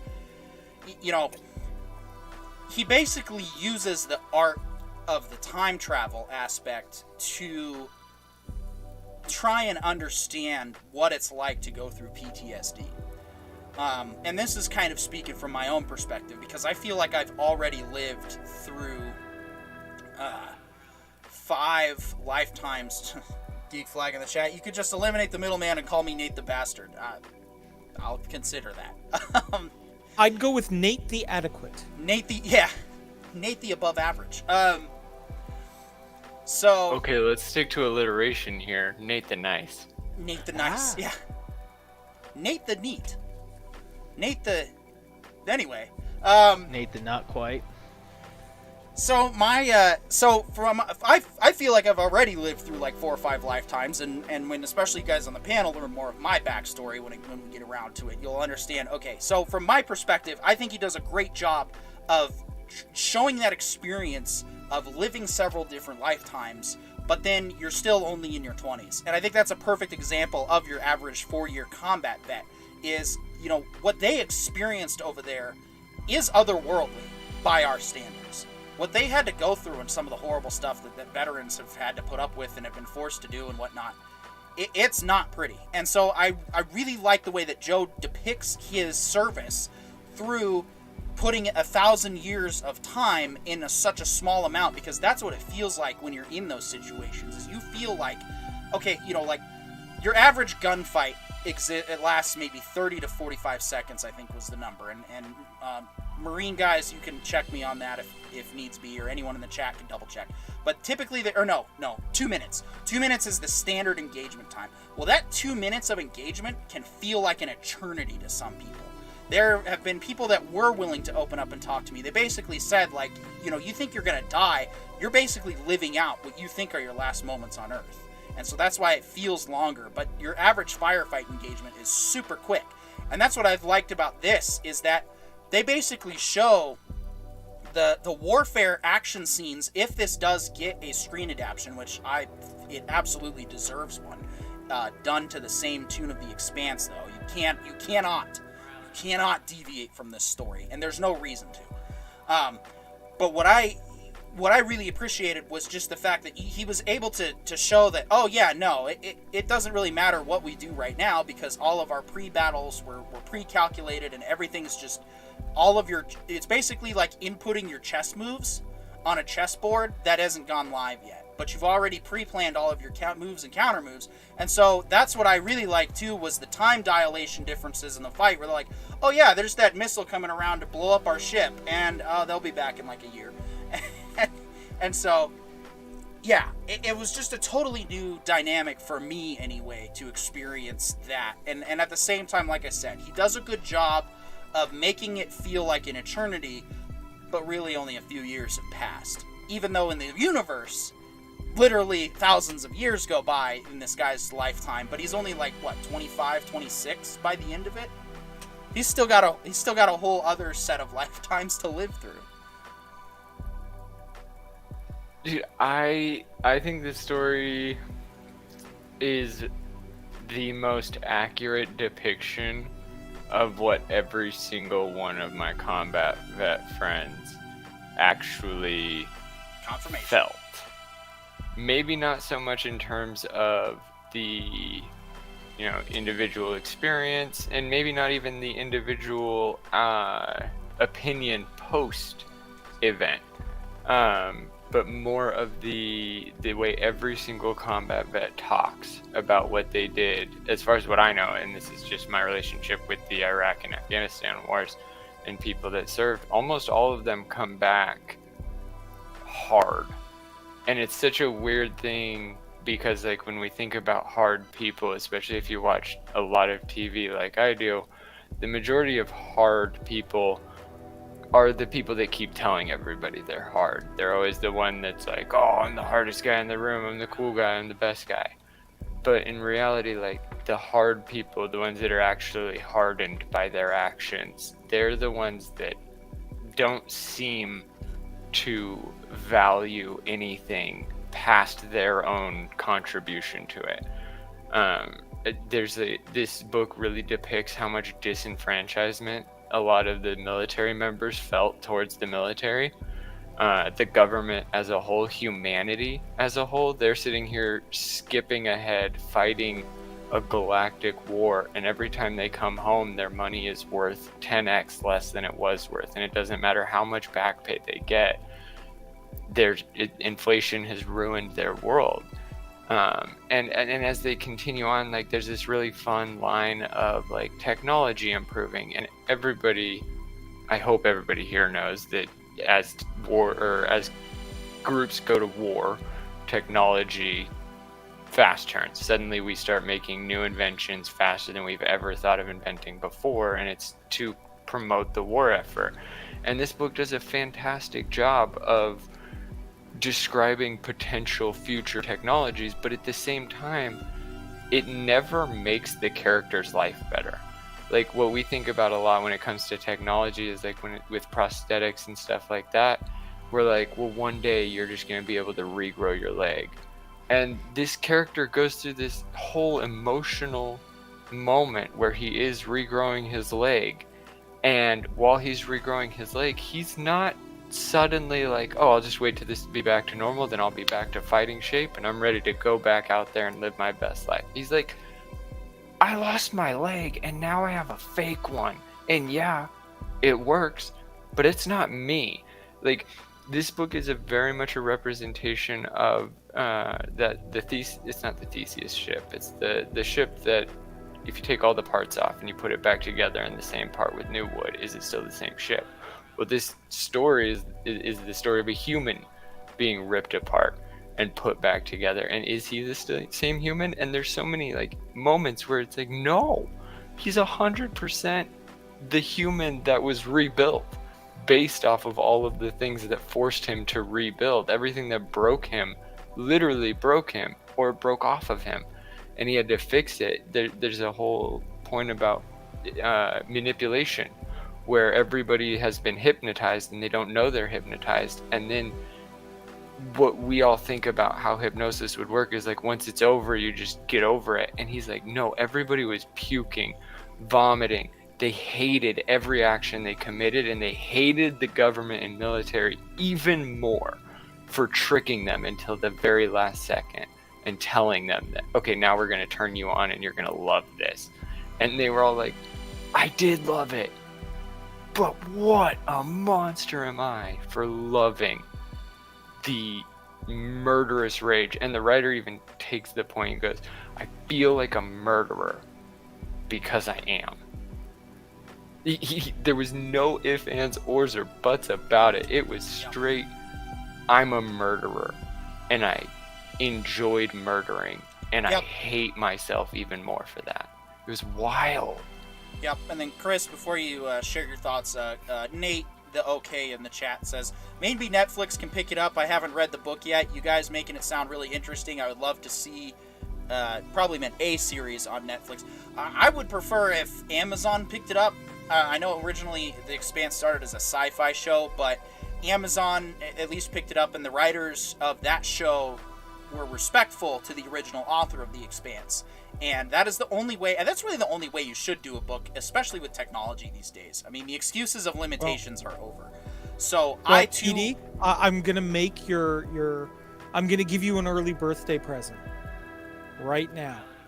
The rights are currently, or late, the rights are currently with Warner Brothers, with Channing Tatum to play the main character.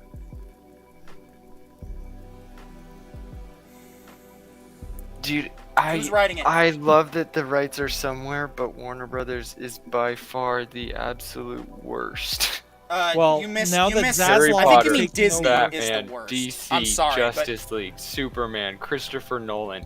Warner Brothers has no idea what they're doing with any of their properties. They never don't, have. but they did right by letting Nolan have his fun and working with Nolan. So if Nolan gets the Forever War, oh, okay, that's just too much to think about on stream right now. Chris, you've been waiting so eagerly and patiently to share your thoughts on the Forever War. Please go ahead.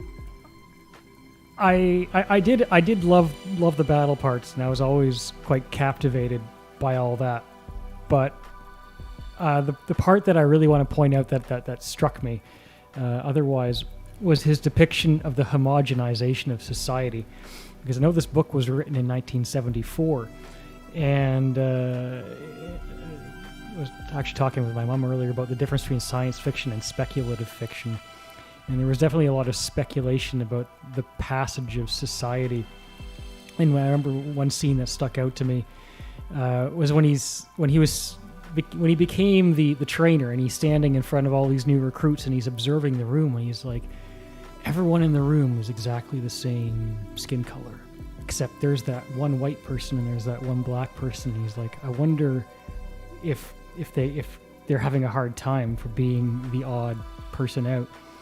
And through the passage of time, every time he returns to society from another active duty, and so much more time has passed, he observes this homogenization of society that, as mentioned earlier, eventually just ends up where society basically becomes the same thing as they were fighting. But it goes through these stages, right? We're like, okay, there's a famine, so how do we control the food supply? And what are the reactions to that? And then the one world currency, the changing in dialect, and this slow progress towards a point where everybody is exactly the same. There's no longer any real differentiation between cultures and histories. And even when the doctor was like, prosthetic, I think I might have heard about that in a story sometime, like in Lost culture, right? And I kind of, we don't have to get into all of that, but I mean, you can kind of look around in the world today, and you see there's a process of homogenization, and he wrote this in 1974, so he observed it then. Yeah, you're exactly right. Like, he did a lot of speculations about society and how it was going that are slowly turning out to be true. And I mean, in some ways, these are good things, right? Like, look, us all having an understanding that we have a shared human experience is a good thing. Taken to extremes, maybe not. That's up to history to make the call on. But I think we're going to see as a species that slowly, as we branch out of our original roots and our original locations, we are going to start, slowly becoming more like each other in a lot of ways. There's going to be kind of a general human that you're going to be able to see. And I don't know if that's necessarily a bad thing. I think if you were to take a look at the average person right now, if you were to, say, for example, take a picture of every single human on the planet and kind of layer the faces on top of each other, you would start to see some characteristics are becoming more and more common. And again, that's not necessarily a bad thing. In fact, if you take a look, the internet is doing this too, because we're all sharing a culture. We're all sharing a hive mind, if you will, through the internet. It's the beginning of it.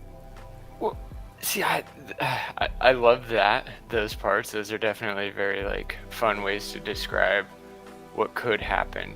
The craziest part to me about this book is that when it was written in 1974, he almost perfectly predicted the life of 2019.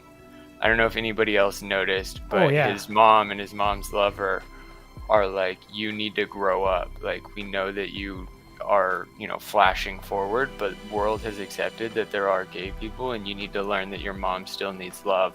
And you have this man who is from the 70s, who grew up in a world that did not accept that. And what are his responses? He never had one. He never once said anything. If you listen to, like, if you read it or listen to it and you listen to that part, it's just the mom's lover who goes off on him and storms out of the room, and it literally says, I didn't say anything. I didn't say anything. And she came back in, and she came back in, and he's just like, I don't know how to deal. This is all a shock to me. Like, I've been home for like 3 days. Now I have to constantly have bodyguards or I'm gonna get shot. Those parts of 2019 are pretty close. The inflation rate, it's a little high, but the parts about just like where society was going, and then he even expands on that, where to the point that there's a point in this human history, where eugenics takes over, and they're like, the reason why we can't have heterosexuals is because heterosexuals are terrible at choosing their mates, and so they just keep messing with the gene pool. But like, I don't know if any of you guys have ever heard of a positive reason for making everybody gay. I've never heard that. In all the sci-fi that I've ever watched, I've never heard a scientific explanation for why society agreed it was best to do this. All I've ever heard is why society would never do that. Yeah, and this was such a, like when it comes to the message of modern society, this was 74. It respected the potential of a message, and then it expanded on that to the point that it got all the way to symbiosis, and then at the very end it's like, but you're not gonna like being a part of this if you grew up your whole life an individual, so I've given you worlds to be your individual self. But if you don't want to be your individual self, here's how you can join us. And that's what I liked about, that's one phase in his life, but then when they wake up after the war's over and they find out that, oh no, people were allowed to just basically live their lives and be people. And that segues into a couple of points. Well, the first point, not really direct, but Nate says, Warner Brothers is a hot mess right now, but if Christopher Nolan gets his hands in the Forever War, it could be good. Yes. Another point that I agree with that you're kind of touching on here is, I often say we should never say someone is racist because we are all one race, the human race, and once we all start to realize this, we can move forward. And that is absolutely correct, Nate. I completely agree with that. That's why I never, this is basically the kind of the politics that we've sort of agreed to, is that there is only one human race. We're all kind of in agreement with that consensus all around. I think everyone here pretty much follows that ideology. And but we do acknowledge that while there is only one human race, there is a plethora of human cultures that do not mesh, and they cause a lot of deviation, delineation, and deviance. Well, and we need our individual selves respect other people for who they are.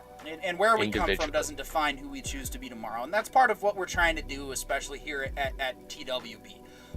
This show exactly on Tuesday will probably never get into that sort of philosophical sociology stuff. However, our overall goal with what we want to try and do is restore respect into our discourse. That's why we invite you guys, bring in your opinions here, because this is a place where we will, this is, for lack of a better term, a safe space for all discussion. Doesn't mean we agree with you, doesn't mean we agree with everybody, but it is a place where we will talk out our ideas. And even Corione, I was not happy with the ending of episode 3 of Star Trek. Then Corione points out, well, yeah, it's packing it on, but hey, now M'Benga's a strong dad character. Okay, I kind of like the ending. I can't really hate that as much. I still think the delivery could have been better, but that's a good point to make, and that's what we do. Now, just because I agree with Corione on that doesn't mean I agree with everything he says and does and believes, because I don't have to. None of us do. And that's what I like about the point that you brought up, John, with that point in the Forever War, is that it speaks on... It's the staple of good writing because it got you to think. It got you to really use your brain. It got you to see a concept that had never been explored. And it also, what I like is he didn't really confirm that was correct. He just kind of alluded to, at the time, they assumed that heteronormativity was incorrect, and so they got rid of it. But then they kind of backpedal on it towards the end and say, well, we realized that forcing people was wrong. And so then that's like a very gross oversimplification of the ending. Yeah, because, he did such a nice thing of taking the time to just say, like, this is what they did. Like, rather than being like, this is how they should have done it. This is how I think people should exist. He This was is like, how no, you must think. in my world that I am writing, the people made this decision. This is the reason I'm saying that they did it. Right. And he's not And that's it. necessarily right, and he's not necessarily wrong. Yeah, well, and he's not even taking the time to like debate right and wrong and morality of the choice. Instead, he's leaving that up to you. What he is saying that is his world had an event, just like in our world. Like we cannot ever deny that slavery happened, and now every single species that ever looks at the human race has to say humans have enslaved other people before. That was a human choice. It is now a part of humanity. And what he's saying is in his future, there was other major decisions made on behalf of all of humanity, made at the top. And that is terrible. But it is reality. Like, we all do still live under governed law, and because of that, we are subject to the mass making good or bad decisions on our behalf. And that's terrifying. The healthcare part struck me, and I mean, you know, it's horrifying, but at the same time, it's, you know, Surprisingly accurate if you don't to have, America today.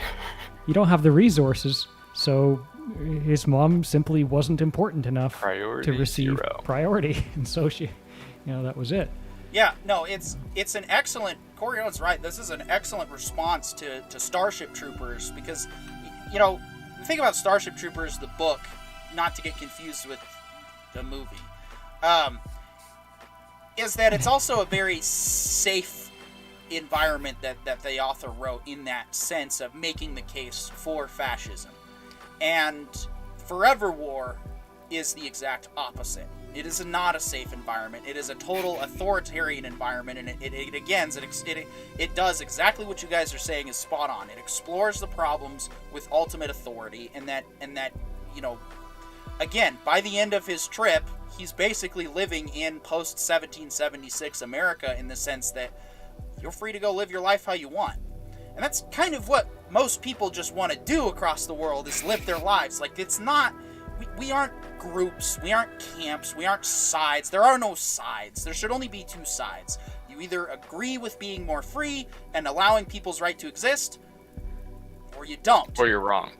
And that's kind of, you know... No, because but as that's an a longer individual, discussion you, than you, that. you can never tell another human being how to live, because you've never experienced life as they've seen it. And therefore, what you can do is you can tell them how you lived. And I think that's what this author did more than anything, is he explored the next 1,000 or 1,100 years according to him. And he didn't even enjoy it. But that was his reality. And we love it. We're so grateful that he wrote this. But like, if you think about it, the guy still had a very sad outlook on life, and I don't think a lot of people came up to him after they finished reading the book and said, "Can we make your life better?" Well, No, it was the there 70s. was one big person that came up to him after the award came. He won the Hugo Award that year, which was actually Robert Heinlein, the writer of Starship Troopers, who commented to him that, other than his own work, of course, this is his favorite work of space military life. I think this one beat Starship Troopers Oh, only in absolutely. terms of how many technologies it played with in a row. Absolutely. And I mean, I think the great thing about it is one, these two writers had an unbelievable amount of respect for each other, but they had diverging viewpoints, and they built their cases. And at the end of the day, you know, that's kind of what we do here too, right? You know, we're saying, like, look, you can have whatever opinion you want about any of this, about where society's going, where it's been, what have you. Build your case, present it, and maybe we can all learn something from each other. And we So- want to hear it. That's Absolutely. Yeah. Right? So, if anything, the reason why I chose this book was because I feel like the conversation between the Starship Troopers and the Forever War almost perfectly encapsulates what we're trying to do here as well. The perfect imagery, perfect metaphor. Yeah, exactly. We're not interested in controlling anyone's thoughts or telling people. In fact, we're we're kind of joining the ranks of the pop culture war in a little bit more of a, not as aggressive as some of the other people, but we're still putting our feet down and saying, if your product sucks, your product sucks.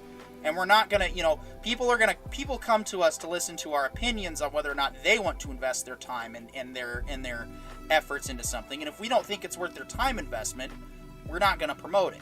But we're also not gonna take the other end of that and just go straight into, maximum hatred overtime, because it's too much. If we don't like something, we just either some of us just won't participate in those discussions, or we just won't cover it. And that's going to be that simple. And that's what we want in the chat as well. If you are passionate about something and you want to talk about it in the chat, go right ahead. And we'll just go from there. Pops in the chat, welcome, says good stuff, spot on, and washes hands. And thank you for the kind words. And yeah, we do like to have as good a discussion as we can on this stuff. If there's one way Go ahead. So if there's one way I look at it, it's that we're living one lifetime right now, and that's a whole other discussion of how many lifetimes we may lead. But we're living one lifetime right now, and there's 100 lifetimes worth of content to devour, to enjoy, to watch, to read, to listen to. So we might as well try and find the really good stuff and focus on that, exactly. Rather than just spending all of our time consuming the stuff we don't actually enjoy. Because we can't possibly get through everything there is. There's not enough time in the world. Yeah, I'd also argue too that just as it's important to discuss the things we don't like and why, it's also equally important for feedback purposes to the people who are writing this stuff to explain what we do like and what we do want to see more. Because you don't grow from just negative feedback. You grow from the positive as well. And I think they both have to be used in equal measure, right? If we say, hey, do more of this, give us, a live action, big budget AAA movie of the Forever War, because we believe that this is the kind of message that would be great to get out there right now and would resonate with so many people, right? That's just as important as saying, look, we really don't need another reboot of Dances with Wolves. Right? Both of those things are really important for the people who are writing the content to hear. Well, I think that's such a good point, Karam, because I personally am one of the few trying to actively spend my lifetime consuming all good media, even some bad media, because I'm trying to consume it all. But in my consumption, a lot of podcasters in real time that I listen to, they say a lot of things about, like, where's the Demolition Man reboot? Where's the Die Hard reboot? Like, a lot of, like, every generation's childhood favorites are the ones that they're going to promote and ask for. And the problem is, it's like, there was a time where that was nice. And it's because 1 in 10 blockbuster movies was Star Wars. But now the technology is caught up, the money's caught up, the studios have caught up, that you could make a new Star Wars every single weekend and release it every single weekend, and you will get people that want to go and start seeing movies again. The problem is, like, a lot of people don't know how to write Star Wars because they never actually paid attention to what these other stories that actually, like, just made us fall in love with them on the first try, and, like, they don't pay attention to what they really did, and what they really did was say something that they believed needed to be said, and they said it in their way. These new shows are so much group work, there's so much group effort that we're getting C- group projects. And it's like, thanks for the awesome visual effects. Like, one thing no Star Trek besides this Star Trek has is all of the visual quality. Like, no other Star Trek has this great of space. No other Star Trek has this great of transport, or not transport, but beaming on, right? It's never been this clean in the history of ever. But somehow the story writing has never been this bad in the history of Star Trek, which means the only thing that people aren't paying attention to is the words of history. they're paying attention to all the visuals, everything else, and they're ignoring the words. The world building is really important. I mean, the building the Bajoran and the Cardassian culture was such a central part of DS9, and it made that show increase the scope and interest of the Star Trek universe so much. I mean, I would love to see. I'd love to see any new Star Trek expand on that. Get new races and cultures in there instead of just going back to all the same ones. And by all means, do a Cardassian episode, but of course, it wouldn't fit in the do it better than timeline. The last one. Not. but like, Brendan, you had a point. Oh, sorry. Chris, Yeah. Well, I had a few thoughts in regards to the little I did consume of the book that I managed to get to, which I did like. It's not like I heard someone was like, this book's trash. No, I did like what I heard. I already kind of explained why I didn't get to it, and it was kind of a mix of a couple things, along with what I've heard. But before I kind of got into those, I had a separate thought I wanted to say before I forgot, and it was kind of leaning into how you were talking about, like, everyone wants a reboot of their generation's classics and stuff, and it used to work really well because you always had at least this one big blockbuster you're always looking forward to, and now, because of how everything's caught up, it's just like, things kind of just drop, and sometimes they're reboot, sometimes they're not, but, like, some of the inspiration's not there. You have to, like, really watch for those to drop. And a weird experience that I had with that, ironically, was while I was in the military, when I was deployed. We had this office that was it was like a mile away from our planes. So, like, as one of the airmen who got to push toolboxes and go work on the planes and do downloads constantly, I was, like, always in and out of the office. So, like, when people had downtime, and with planes, you can't predict when they're broke. They break or they're not broken. Like, there's just like they'll fly, and when they come back, maybe they're functional, maybe they are on fire. Who knows? So, like, every once in a while, people would start movies, and usually people wouldn't get to finish movies, get pulled out. But, like, people would always talk and make fun of whatever's on because it was the same nonsense.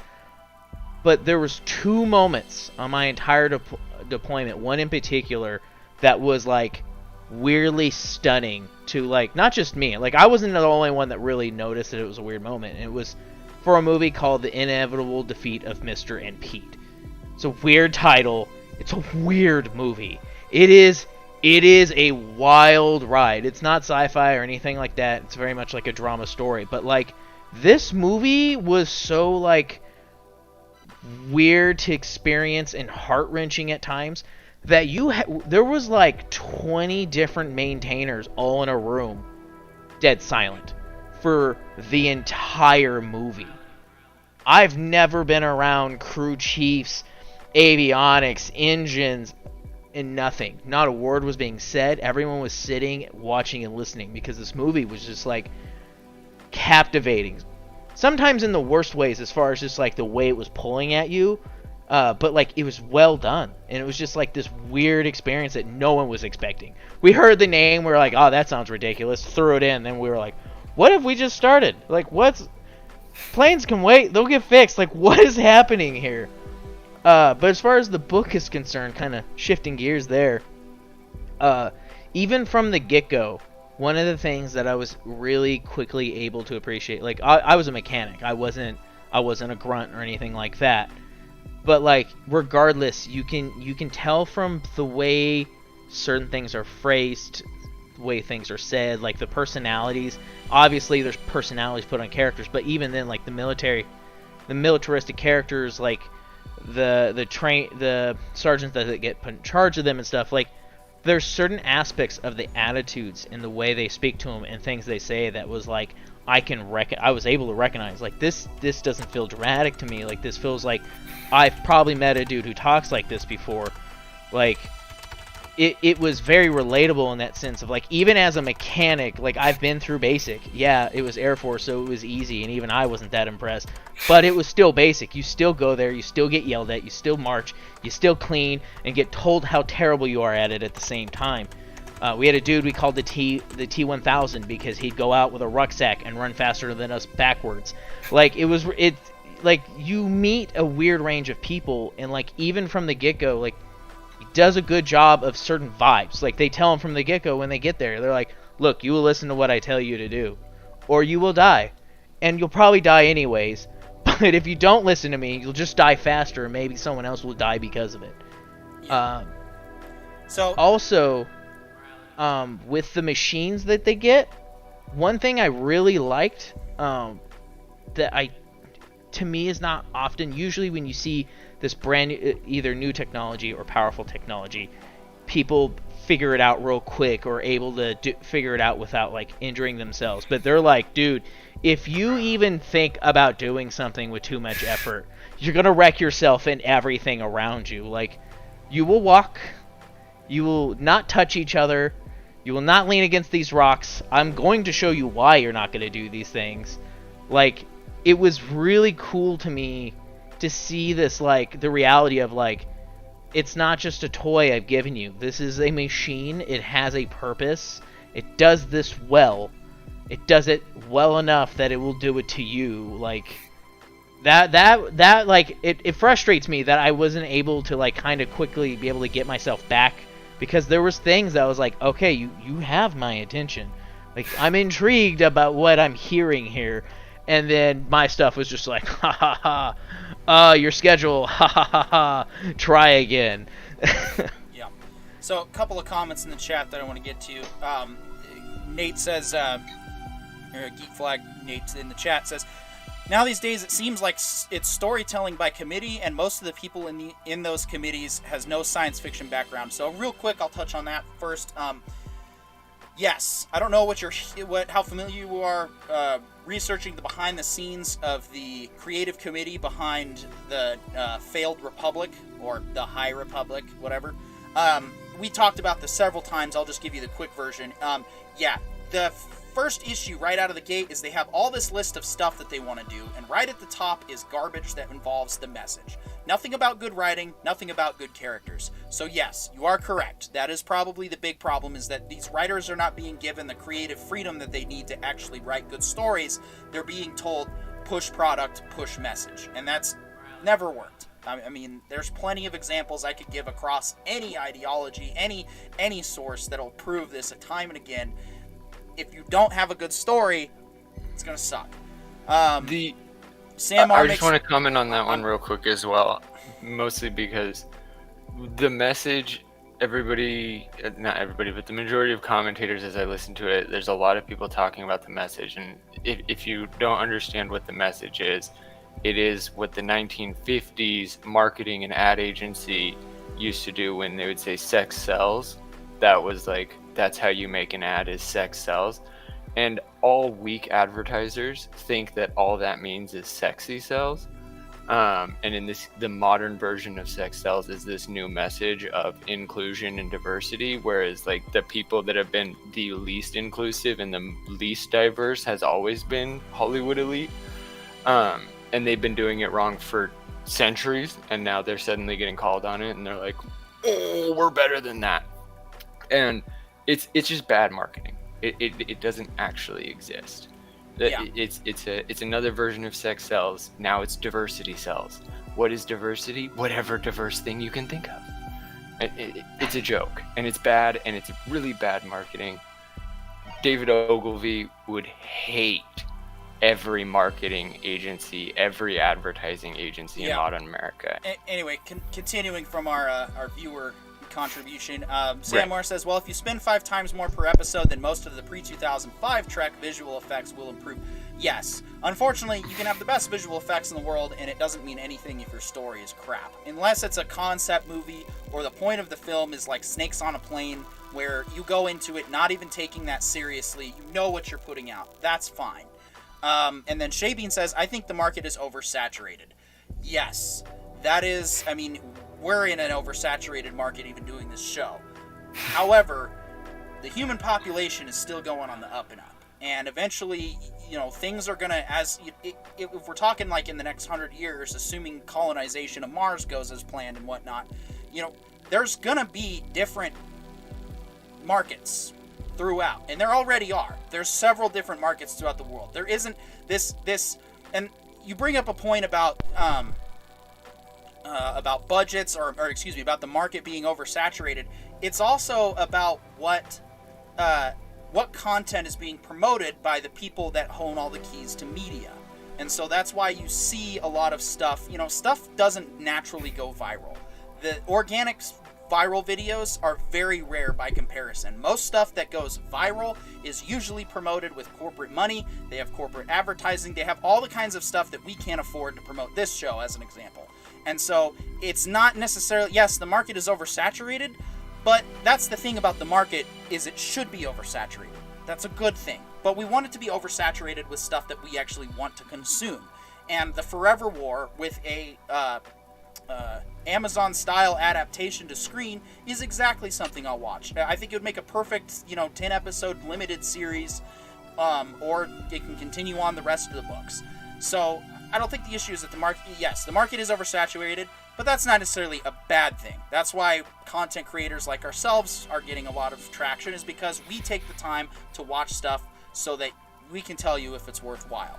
But we're doing I would something a little disagree, different though. with our show. I don't think it's oversaturated. We want to talk about, I don't think it's oversaturated, because I'm caught up. See, and that's on that's almost one everything modern sci-fi. Yeah, you make the time for it. But we also Yeah. want to promote other lost mediums, or other mediums that don't get as much traction, that do deserve, like the book. The Forever War Right, and now I'm deserves, catching up on books. The That's Forever how. War deserves a screen adaptation more than Star Trek Picard ever did, or any other garbage product out there.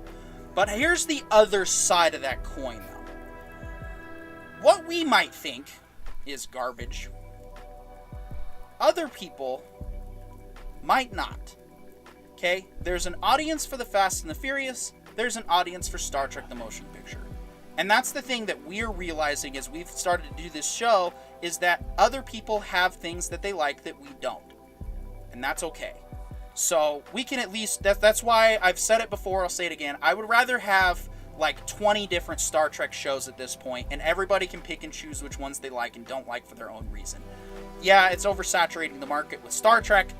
However, it's at least trying to appeal to some fans, instead of just having, corporations tell us what we're going to like. And then Nate says, Star Trek Discovery, a lot of their writers worked on Gilmore Girls with zero sci-fi background. Yeah, see, and that's, well, for me, I'm about trying to the put top people... CW show of that year. It was the other one, the Secret Life of Teens, or something like that. We're actually pressed up on time, guys. So any quick final thoughts on the Forever War that you can sum up in 30 seconds? Guys, take the time, read the book. It's Yeah. worth the what, 10 hours of audiobook at the very least. It's not Absolutely. even 10 hours. 8 hours. 8 and a hours. half. There we go. Yeah. Absolutely, yeah. Only 8 It's hours. like watching and a short honestly, season of a TV show, except it's audio, and it's Yeah. really, really well recorded. You get a lot of feeling out of the voice. You did a great job reading it. Yep. Anyway, we're gonna go ahead and take the last 5 minutes to try and do it right this time. If you like what we're seeing and what we're doing, please consider giving us a like and a subscribe, as it says at the top of the screen. But also, want to promote our panelists here. CC Karaoke, Chris of CC Karaoke, runs his own karaoke bar, digital karaoke bar, so to speak. But he's also connected with a lot of the other karaoke communities. Chris, why don't you go ahead if there's anyone else you want to try and plug? Sure. I run a channel called CC Karaoke, and lately I've been doing live streams as well. And the fun part of that is because I've been hanging out with a lot of pop culture channels on YouTube, is that for one reason or another, a lot of them decided they like karaoke too. And so we've all been running various karaoke streams, and you'll see a lot of familiar names if you hung around this community for any amount of time. You'll be like, hey, I know that person. So it's just been a great time hanging out with everyone in that format. Yeah, definitely. And I think let's see, I've got the link. You promoted these guys, so kind of to go along with that, Jedi Bill. Fun little atmosphere there for some digital karaoke. Next up, I believe we have Corione. Sure. So I do have my own channel where I talk about more philosophical and spiritual kind of effects that pop culture has. Just recently, I did a video on Enemy Mine, so I would really appreciate it if you would check it out. But I would also really super appreciate it if you would check out Orville Nation and Tea Time with Marie and Telly. They are amazing. They have been really supportive of us, and we want to do the exact same thing right back. Yes, please consider joining their discussion. Let's see. I came in it on I'm glad Orville Nation turned me on. You guys are really liking it. Yeah, and Nate, from all the stuff that you've said so far, I think you're going to hang out, enjoy your time here, and we're going to get along just fine. And we definitely, June's going to be packed, and we'll probably only have about 30 minutes per show to watch for what we got on our schedule up ahead. Future's looking bright, but it is definitely. I look forward to joining you guys, but have fun, but keep it legal. Oh, absolutely. No, we're not. I'm not going to tell people how to live their lives, but I'm also not going to promote illegal activity on this show either. And then, yes, so all these other wonderful people who've supported us, I'm having trouble locating Corey Owen's channel. Yeah, I would just say do whatever you want, just so long as it doesn't harm somebody else or yourself. Yeah, that's be good or be good at it. Brandon, anything to promote? I mean, I got my little tiny, insignificant Twitch channel that I stream on Thursdays. I do a Throwback Thursday stream. He's a Twitch affiliate. I am not a Twitch affiliate, homie. I am not quite. I need an average of 3 viewers for an X period of time to do that. I have enough followers to be a Twitch affiliate. You heard him. Get out there. Let's give him those 3 views on Throwback Thursday. But yeah, mainstream I do is I try to do a Throwback Thursday stream where I try to play an older game of some kind. Last Thursday I played Parasite Eve, which is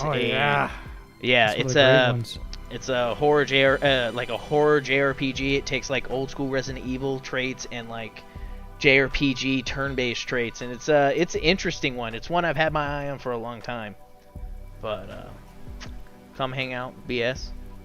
I'm a little more open with my language. Yeah. Sam R says, I wish you guys all the success, but I like a small chat room like this. I mean, that's one of the reasons why we want to grow and have other, hopefully have other shows. But unfortunately for this show, we are out of time for today. I want to thank everybody, including our panelists, and of course you guys in the chat helping us be a success. Sam R will try to keep it personal. I'm Petey York. Have a good night.